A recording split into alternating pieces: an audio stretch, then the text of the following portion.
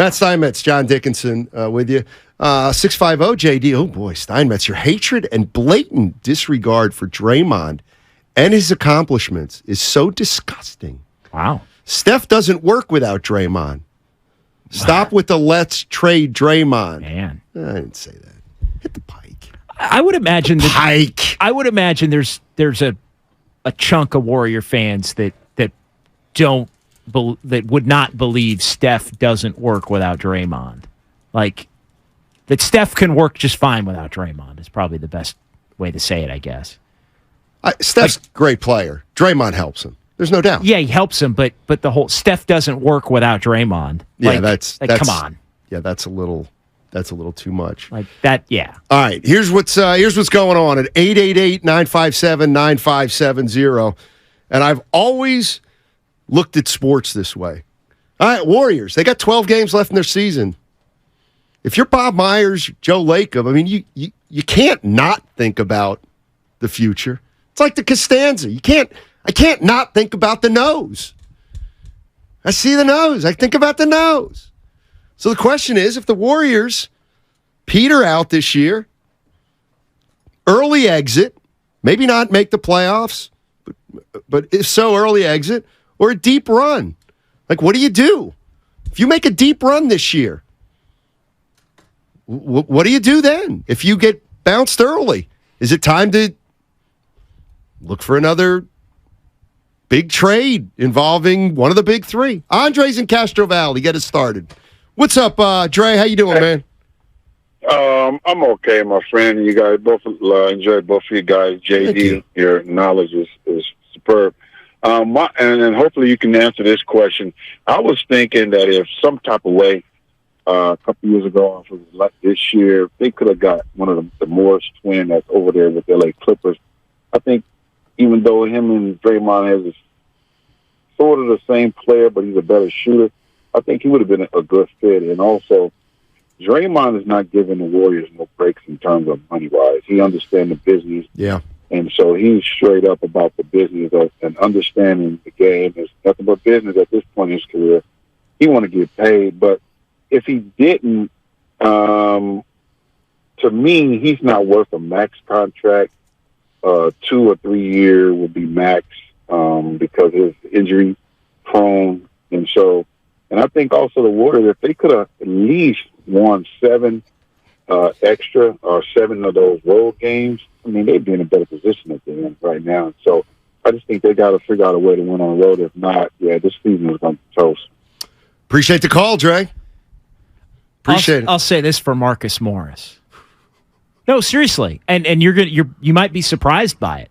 Like they could use a guy like that on this team. That's a 3-4 type that can make some threes, and he may be a little washed, although he does still start for the Clippers. But that's the kind of player that I do think Warrior fans bristle at the notion of. Like why isn't there an extra guy like him?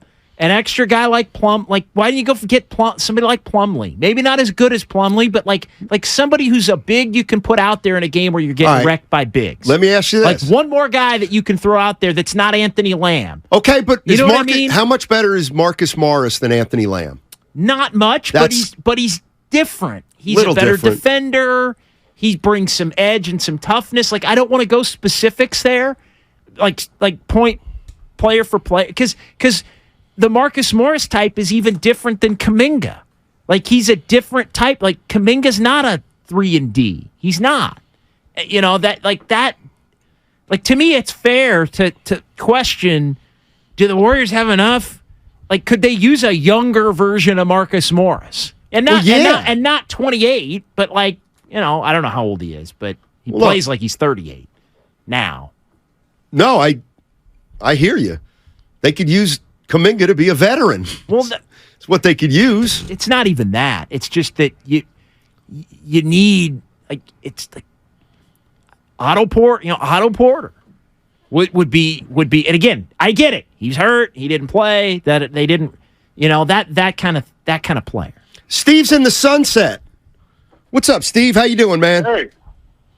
Hey, what's going on? I got a few points, man. You talk about I don't think Clay should be even in the conversation when it comes to any type of trades, man. Because in my honest opinion, All right. I've been watching it from day one. And there would be no Steph without Clay, because Clay's done all the dirty work. And Steph, and one more thing, Steph and Looney, they're culpable. And if they don't go, I know Steph is Mr. Congenial, but he's culpable with his turnovers and his forced threes sometimes. Let me ask you this, Steve. If the Golden State Warriors have a quick exit this year, do you consider breaking up the big three? Yeah. Yes or no? It has to be considered. I think, but I think, I think there should be, I would say no, because JP has not worked out. That was a huge mistake. Huge mistake. JP is like Kelly Oubre Jr. and Pascal. No, he's not. No, he's not. Thanks, Steve. But no, that's the question, Steve. If the Golden State Warriors have an early who needs to exit, give up the big three when you can just blame it all on Jordan Poole? if the Golden State Warriors suffer an early exit or don't make the playoffs because they lost a play-in game, I mean, is it time to think about moving one of the big three or getting off the big three if you get bounced early? I mean, I think that's a fair question. I also think it's a fair question, JD, or you know what? Can we move Jordan Poole for somebody that'll supplement the big three better than Poole and or Kuminga? That's the one they're going to look at. Okay. I think that one they're going to look at regardless. Well, because there's been They might not if Draymond tells him he's leaving no matter what. no. Well, but If Draymond says, okay, but if Draymond's leaving no matter what, and you can't get anything for him in a sign and trade, well, then how are you going to get better? Well, I know. Because you don't. Well, that's my point. You're still going to have to look to trade other players to try to get better. well, exactly. My point is So you're looking to if- trade Poole either way. Is my point. Okay, yeah, and I agree. If you move, or what you do, well, you can't do that. I was going to say you just make a commitment to the young guys, but you can't do that either. Not with Steph. No, you can't because Steph's playing too well, and they're not going to be good enough. By the way, we've also had the young players are not going to be good enough, and Steph's still too good. Right. Next year? Yeah. Yeah. I'm Unless do you think I'm Kuminga's disagreeing? No, unless Kuminga's going to be a star next year. But by the way, we've already had just in the last couple minutes, we've had someone say there's no Steph without Clay, and we've also had somebody say there's no Steph without Dre. So again, just to the point about breaking up the three of them. Like, to me, I'm just, because I come back to that, I'm going as long as I possibly can without breaking up the three. I want to do everything else I possibly can do to make the rest of it better around them the best I can until I am positive that they can't make a run in April, May, and June. Oh, well, this supposes or presupposes they get bounced early. Yeah, but they could get bounced early and Wiggins doesn't come back. Well, that's what the 925 says. Can't break up the big three till we know about Wiggins. All right, Wiggins. If Wiggins, like I'll give you one. Wiggins comes back. Okay. 5 games to go. Peyton comes back. 5 games to go. Right. Everybody's healthy. Start of the playoffs. Okay. They lose early. Okay. Right, they get beat. Sacramento beats them first round. 3-6, 2-7, whatever. Right. Kings knock them out first round. Healthy. Everybody playing. That point, okay. Let's evaluate. Like at that point, I'm with you. It's fair to say, all right, maybe this team, maybe they can't win it with this. Maybe they can't just flip the switch. And that I think would be the supreme example of the big three maybe can't do it, because it would be the most favorable, least experienced opponent potentially too. Not like Phoenix beat you in round 3 or Milwaukee beat you in a finals. That's kind of what I'm thinking. 888-957-9570 is the number if you want to jump in to the conversation. And it's, if the Warriors get bounced early. But you got to have everybody to really know that, because you're not winning without Wiggins anyway. Well, let's just complicate it. Neither of those guys come back this year, Wiggins nor Peyton, and you get bounced early. I would still I would still view the regular season as the reason why you got bounced early. The fact that you weren't good enough in the regular season. You could run that back. If you don't have Wiggins. You could run that back. Well, you could run the three of them back in Wiggins. And Poole. Maybe. Like, Poole's not part of it for the purposes of... But to me, Poole represents a big move as opposed to a tweak. Yes, but you're not necessarily getting a star for Poole, though. No. Like, yes, Poole would be a big move, but it's not... Like, I'm not saying you're going to trade Jordan Poole for a star, because you're probably not going to trade Jordan Poole for a star. You're probably going to have to trade Jordan Poole for... Well, that's kind of my point. If you get bounced early this year and Wiggins doesn't come back and Peyton doesn't come back, I think they would be more likely to just come back even with Poole. And that's fine. I understand that. And see if we can get a mid-level guy who, get a different version of DiVincenzo, and maybe Kuminga does get a little better. Yeah, I understand that line of thinking, but to me, you'd have to be significantly better in those other role player spots than you were this year. And if you count Poole as somebody that, all right, we're bringing Poole back, then that means you're bringing your starters back in Poole, right? You already have Peyton, so that's 7. So your next 3 need to be better. And I hate to have it come back to sounding like a knock on Kuminga, but okay, if he's the 8th guy, then what do we do? At that point, it's almost what are we doing? Because you're talking about your 9th and your 10th players, and you don't have DiVincenzo. Well, so you got to replace that. But we're also talking about your 9th and the 10th. Like, at some point, you have to accept the fact that maybe the role players are not... Like, maybe Kuminga isn't good enough for everything that he brings. Well, let me ask you this. Wouldn't it be possible to say, look, the core's the core. Steph, Draymond, Clay, Wiggins, Poole, Looney. Okay? Okay, how many is that? 6? 6. Okay. So anybody you acquire... is just going to be a role player. But the guys that they acquired last year helped, and I don't think that's why they won the title. But that was last year. But if JaMychal Green had, I don't think they'd win it this year with Porter and, if that were their bench this year, I don't think they'd be any better. Oh, I see. I do. You think they'd, if they were healthy and playing? I don't think they'd be that much better. Oh, I do. I think they'd be 4th in the West right now. Well, minimum. That's not that much better. But if they were 4th, it's 2 games. Okay, maybe. But if they were 4th in the West right now, everybody would think they could win the title. I think a lot of people still think they can win it, and I'm saying, I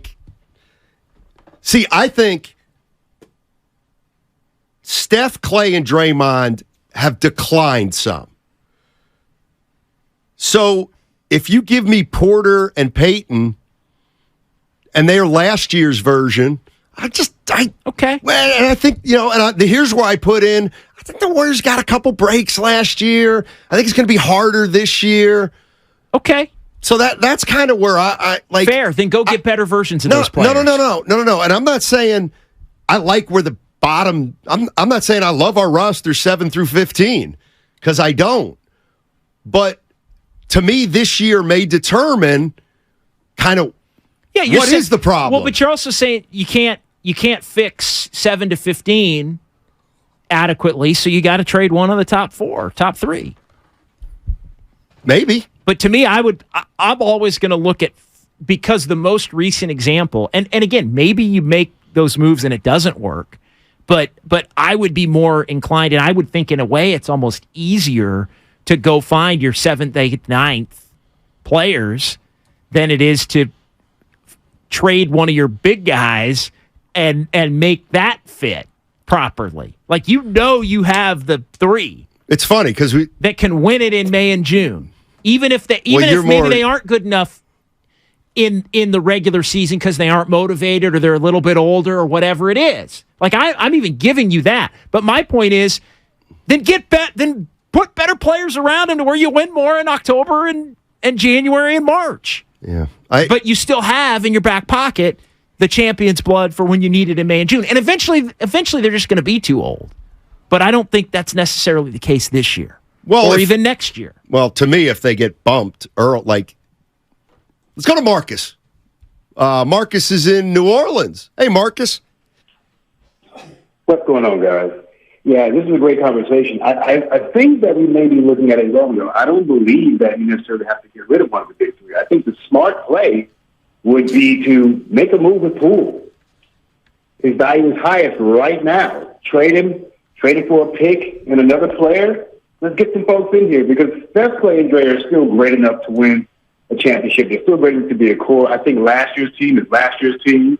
It's all conjecture as to whether or not Otto Poole and Juan Toscano Anderson and all those guys would be as good this year. I think the move is to trade Poole, get another player, and get a pick and build from there. That's how the Warriors have done it in the past. That's going to be the way they need to keep doing it. Appreciate the call, Marcus. Yeah. See, here's where I'm at, too, on last year's title, because everybody does this. Every team gets – no. When the Warriors had Durant, all right, they won titles. They could get worse by a fair amount and still win the title. That's how good they were. Mm-hmm. They were 2 levels above everybody else. I'm saying when I evaluate the Warriors' title last year, did we win it? Yes, we won it. But you know what? 5 teams could have won it. We some good things happened. So if you say last year, could have gone either way, this year we didn't make the postseason at all, or we got bumped in the first round. I'm just saying I may be more likely to look at the top 6 guys and moving 1 or 2 of those guys, as opposed to, can we get a better 7th and 8th man? To me, if they get bumped in the first round, that I'll use that as a way to say, hey, top 6, you didn't do it. Now, sure. If Wiggins and Payton don't play, I'm not liable to give them a huge break there, honestly. Technical point. Yeah. Poole's part of the top 6. Yeah, I know. So you could, I'm open to trading Poole. That's the thing. That's. So I am too, but you better be careful. Yeah, I've said that. I'm saying, what's the most, if you're saying, well, who's your most tradable players this offseason? For me, your most, I hope Draymond opts in, and then you just keep him and play it out. That would be my hope. And then you've got Steph, Clay, and Dre. I want Wiggins back and apart. Sure. I'm not looking to trade Wiggins. Those 4, I want Looney. So those 5 to me are in. Okay. So, because that's all part of your to me, that's your true championship core. At that point, how do you get better if you're looking to make a trade? Well, you got to look at Poole and you got to look at Kuminga. And or Moody, although they keep sure. way down the pecking order. But and your picks. So to me, I would explore what could you get for Poole? What could you get for Kuminga? What could you get for future picks and or Moody or whatever? That's the area I would look to attack first, as opposed to breaking up those other 5. Eric in Redwood City, and that's where you always say, let's see how it ends, if it does, because that'll play into it too. What's up, Eric? Redwood City, that's, hey, boss, Redwood City is where it all comes down, right? Redwood City, my sources, Eric, say we are loved in the city. The R. Fact. The Redwood City. Yes, sir.